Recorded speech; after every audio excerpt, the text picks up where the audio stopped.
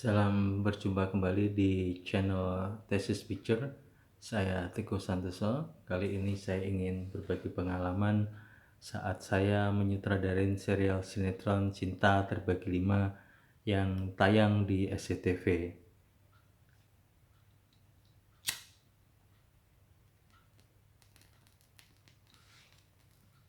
Eh, Sinetron Cinta Terbagi 5 itu ketika saya mengharap, saya waktu itu kontrak 13 episode 1 sampai 13, mengisahkan sebuah keluarga yaitu Jeremy Thomas yang mempunyai anak 5 dan istrinya sudah meninggal. Terus dia menikah lagi dan mempunyai anak lagi, dan anaknya itu campur antara anaknya Jeremy Thomas dan Maudy Wilhelmina waktu itu. Nah, yang menjadi mendiang istrinya yang dipasang fotonya itu Virnie Ismail. Kisahnya si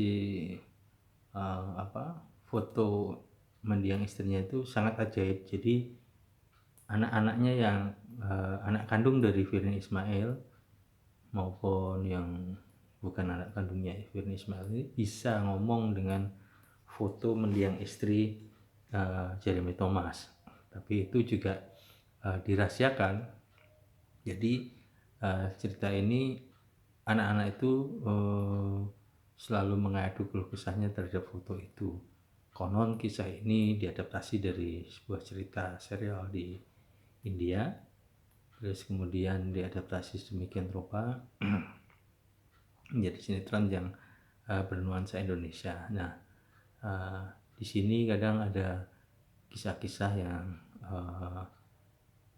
sebenarnya sang ibu juga ada rasa sayang sang ibu tiri ini, tapi salah persepsi yang diciptakan dalam adegan-adegannya sehingga anak-anak ini merasa dikucilkan sama ibu tirinya. Dan kalau ada apa-apa, anak-anak ini selalu keluh kesah dan foto itu bisa ngomong. Nah, yang menarik dari pembuatan sinetron ketika kita menggarap awal yang sudah semestinya kita menjaga supaya sinetron itu make believe gitu, make sense, terus kemudian disukai pihak stasiun televisi, dalam hal ini SCTV, dan disukai penonton dan mempunyai rating yang standar. Namun untuk berikutnya memang di production house biasanya mengalami harus upaya penghematan produksi supaya ketika terus berlangsung untuk tentunya bisa mencapai profit yang lebih bagus. Nah, tugas saya yang di awal itu sangat cukup berat karena beratnya artinya saya harus menjaga sinetron itu dinamis gitu. Sementara jadwal syuting pada saat itu Jeremy Thomas memberikan jadwal pagi jam 9 on. Jadi semua kru saya itu selalu standby di lokasi jam 8 sudah ready. Jadi kadang callingan jam 7 atau setengah 8 supaya bisa sarapan dan packing barang, packing alat-alat untuk siap syuting. Nah, sementara Maudy Wilhelmina bisa syutingnya siang, memberikan jadwalnya setelah jam makan siang. Dan sementara pemain 5 anak-anak itu, ya, salah satunya Reshad, terus ada penyanyi juga yang dari Bogor itu syutingnya sore sepulang sekolah, sekitar jam setengah 4 atau jam 4 mereka baru pada datang gitu, atau ada yang sudah datang jam 3. Tapi praktis kalau ada azan asar kan kita juga nggak bisa syuting, jadi praktis kita syuting rata-rata jam 4. Nah, ketika sementara adegan itu akan banyak sekali yang karena mereka satu keluarga itu bertemu dalam satu adegan gitu. Misalnya adegan sarapan atau makan malam, itu mereka selalu bertemu antara Jeremy Thomas, Maudy Wilhelmina, dan 5 anaknya itu. Nah, namun dengan jadwal yang berbeda-beda itu, ya, saya harus melakukan pemecahan shot bagaimana caranya supaya seolah-olah mereka dalam satu adegan. Jadi misalnya ketika Jeremy Thomas itu datang dulu jam 9, saya syuting ke arah Jeremy Thomas dulu. Dia jalan sampai duduk di kursinya, terus kemudian dialognya dia apa, dia harus memandang kemana, memandang anaknya yang pertama, memandang ke istrinya yaitu Maudy Wilhelmina, memandang ke anak yang bontot, anak yang tengah, anak yang semua anaknya yang ngobrol itu ditanggapin sama Jeremy Thomas, dan arah pandangnya harus pas. Dan saya menggunakan stand in ya.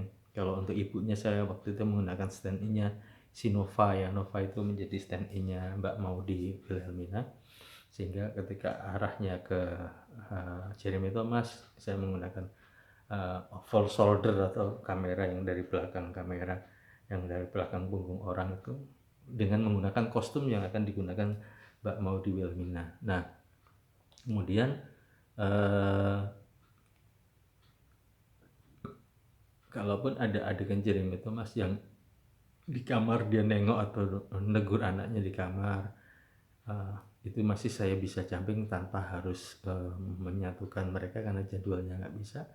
Terus kemudian ada beberapa adegan juga Jeremy Thomas mungkin ngomong sama istrinya atau diteror foto mendiang istrinya yang dari foto yang terpampang itu si Virnie Ismail, itu juga saya ambil tersendiri. Terus kemudian ketika Jeremy Thomas jam 12 dia pamit, kita cuma dapat waktu itu 3 jam ya. Kita kedatangan Mbak Maudy Wilhelmina dan saya syuting dengan Mbak Maudy mengulang lagi di meja makan. Kita ngambil ke arahnya Mbak Maudy, terus bagaimana Mbak Maudy melihat ke anaknya, ke anak-anaknya itu, ke suaminya, arah pandangnya kita harus sudah perkirakan arahnya yang pas gitu.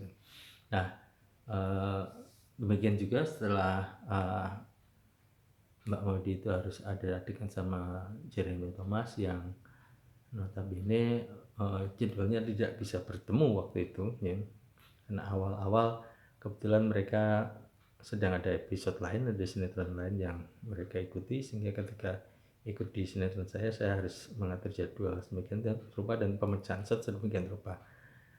Kemudian Mbak Maudy pun seperti itu, ketika ngobrol di kamar itu saya bikin terpisah ya, jadi single shotnya Jeremy Thomas sudah saya ambil di kamar, single shotnya Mbak Maudy juga harus saja ambil di kamar, tinggal potong-potong kasih double shoulder sehingga itu menjadi satu kesatuan adegan, padahal mereka nggak ada yang bertemu, hanya pada scene-scene tertentu yang di situ harus memperlihatkan tarik menarik anak atau tarik menarik suami istri itu sedang berselisih sehingga rebutan anak, hingga dari tangga rebutan anak-anaknya nangis-nangis sampai dibawa masuk ke dalam mobil mau dibawa sama Mbak Maudy Wilhelmina yang menjadi ibu tirinya itu kita mengatur jadwal tersendiri supaya adegan itu bisa nyatu, karena saya nggak bisa mungkin melepas itu sendiri-sendiri karena adegannya itu harus nyatu, maka kita ketemu jadwalnya adalah malam, jadi pagi mereka syuting, kadang saya balik, oke jatahnya jadwal berarti malam supaya bisa ketemu anak-anak, jadi pagi atau siang saya nggak minta jadwal mereka, udah diatur sama asisten saya waktu itu Leo, itu sangat bagus sekali mengaturnya, dan Nova sebagai pencatat adegan juga sangat bagus membantu continuity ya. Nah,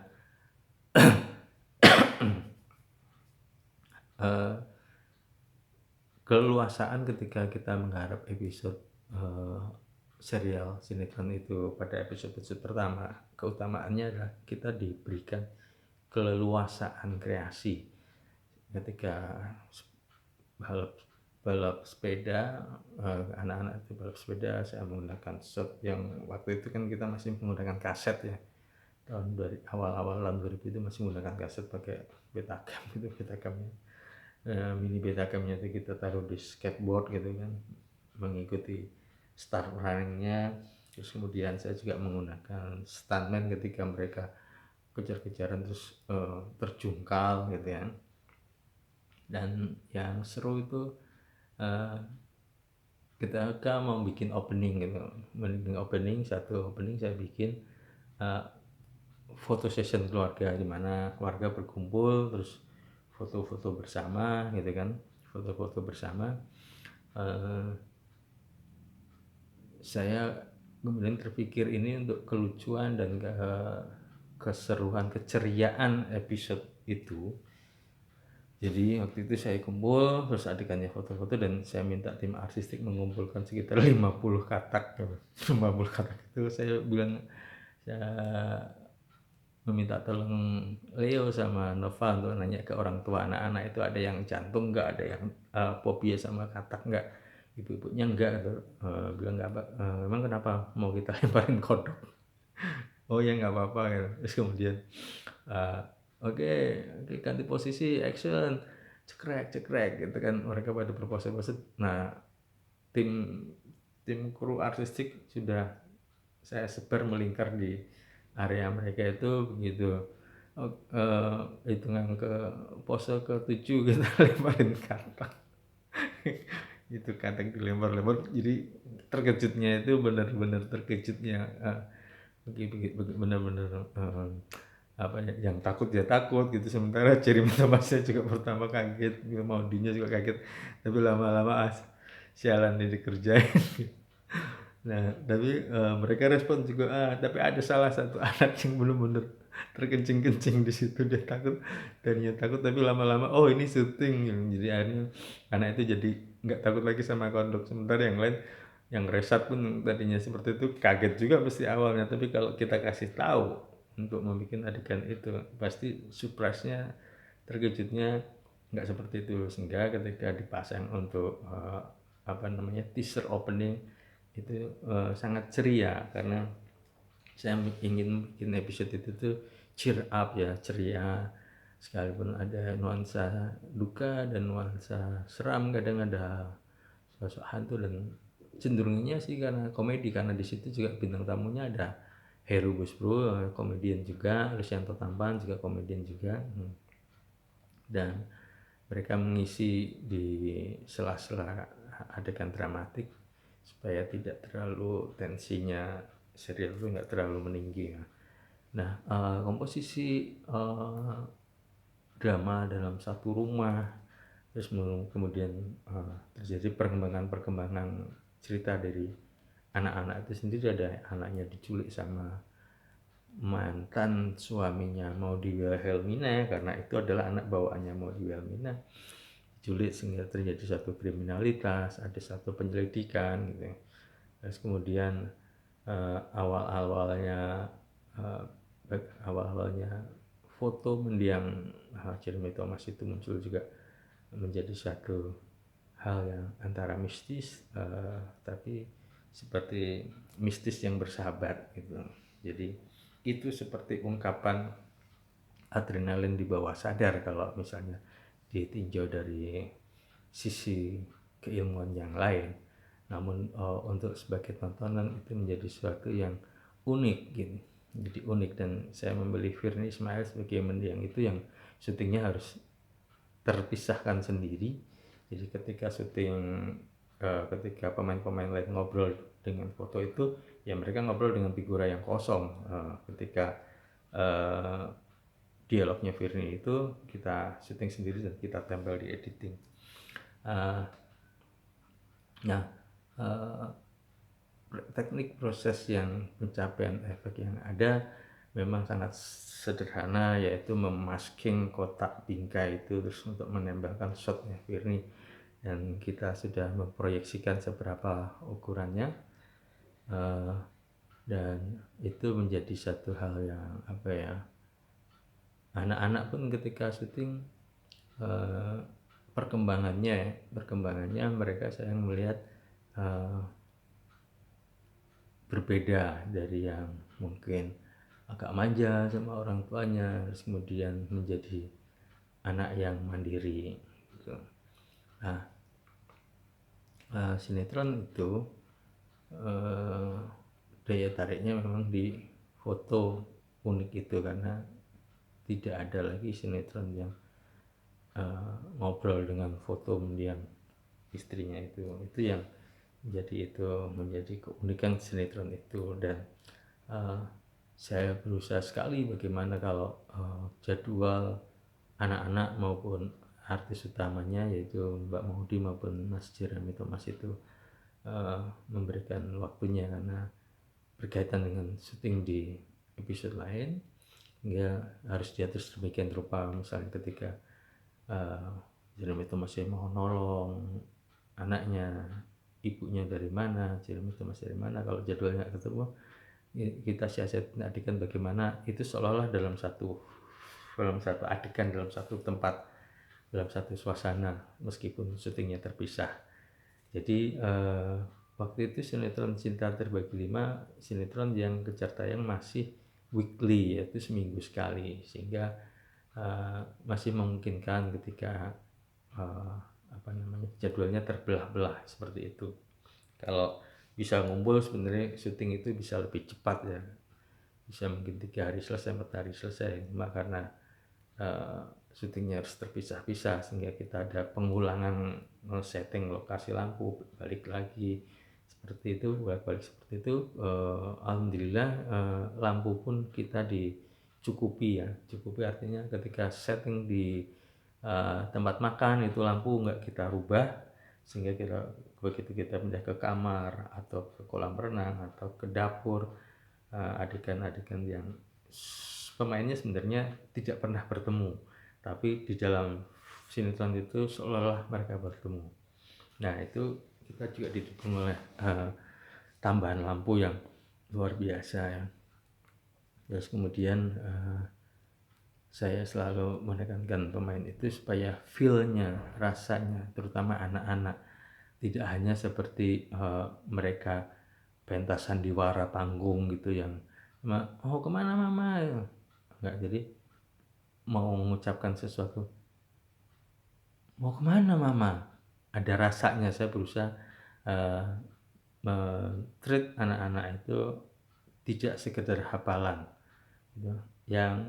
Yang kecil-kecil itu show-nya bagus gitu ya, cuma kadang yang sudah agak besar gitu, kadang show-nya masih seperti drama di pentas seni seperti itu. Tapi bagaimanapun itu saya siasati, misalnya mungkin karena suku kata kalimatnya tidak enak untuk diucap untuk memanggil feel atau show-nya adegan itu.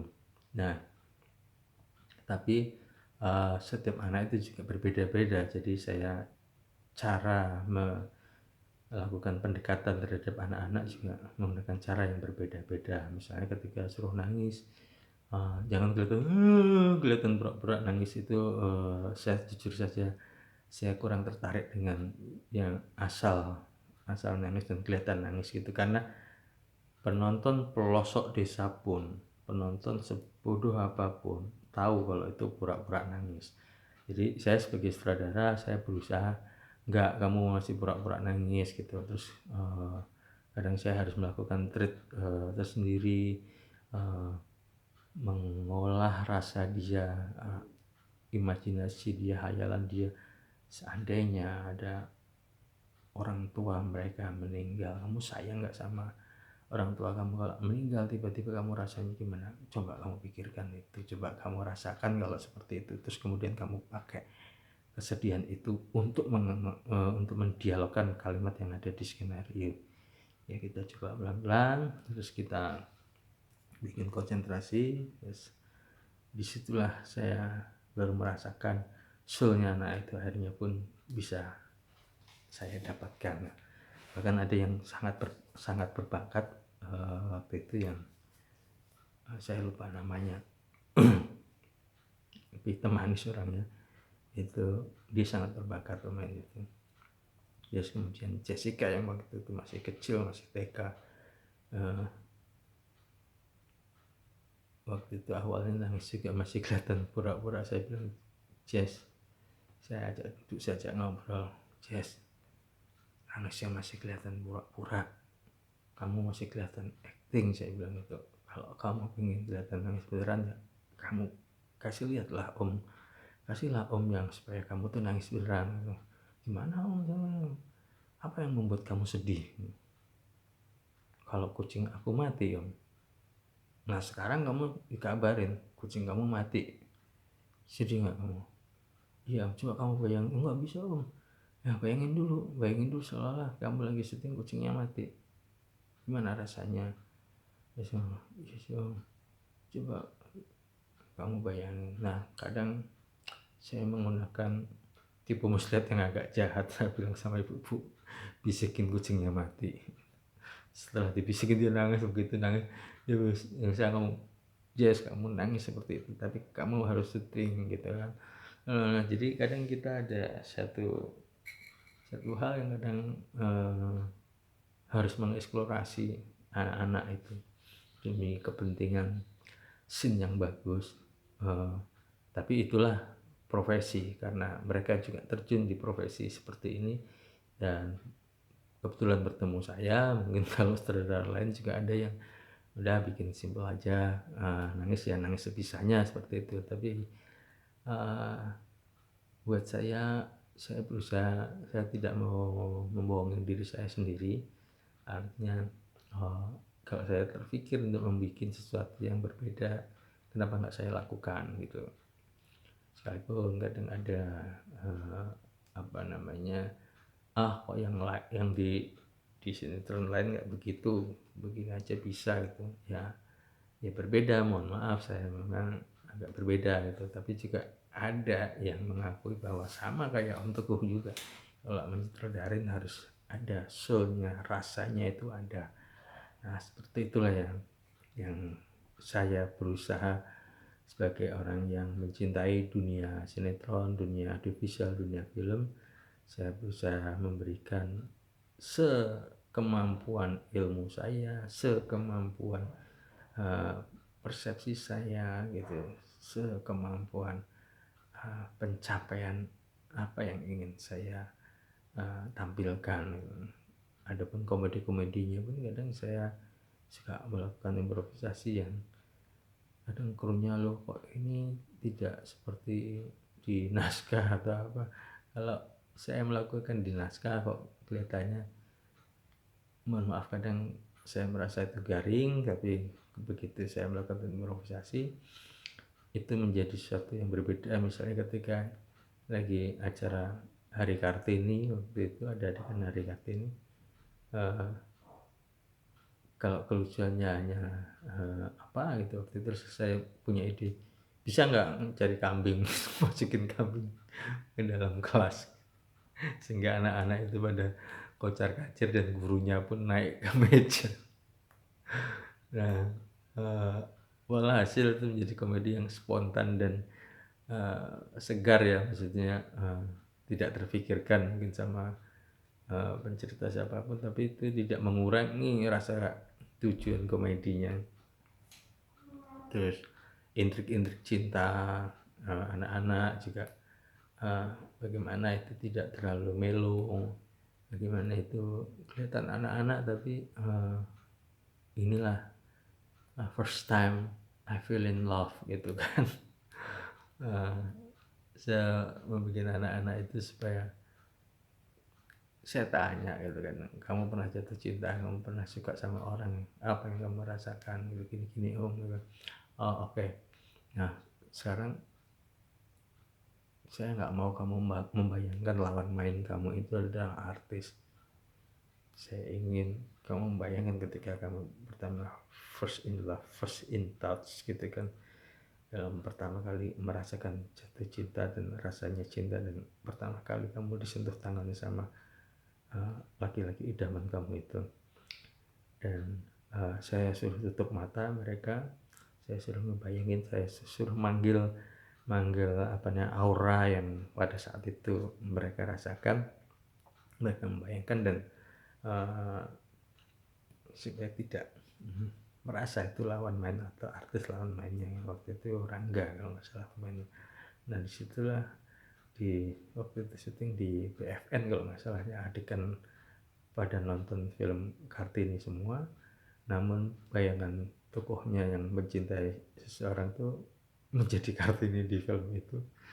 Terus kemudian sementara yang tidak diduga-duga mencintai dia memegang tangannya, dan rasanya pertama kali disentuh laki-laki bagaimana, dan bagaimana laki-laki itu mau menyentuh pertama kali itu ceritanya anak-anak SMP.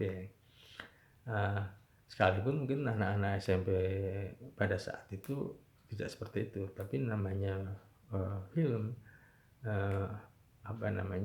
menghidupkan naskah atau membuat persepsi di naskah itu satu hal yang tertentu, tidak harus plek-ketiplek sama kisah nyata. Bagaimana mengakomodir kisah nyata itu menjadi suatu scene, menjadi satu adegan yang setidaknya berusaha berbeda gitu, berbeda dalam soul. Mungkin kalau adegan akan dilihat biasa saja, tapi soulnya saya tegasin di situ, aura anak-anak itu lain. Nah, demikian yang bisa saya sampaikan mengenai pengalaman saya menyutradarai sinetron Cinta Terbagi 5. Semoga ada hal-hal yang bermanfaat untuk para penggemar film, penggemar sinetron, pembuat sinetron, ataupun para penggemar film pendek atau para pembuat film pendek. Mudah-mudahan ada yang berguna. Dan kalaupun ada salah-salah kata, salah-salah ungkap, salah-salah keterbatasan keilmuan saya, atau keterbatasan pemahaman saya, keterbatasan cara saya ngomong, saya mohon dimaafkan. Dan sampai bertemu kembali di tema berikutnya.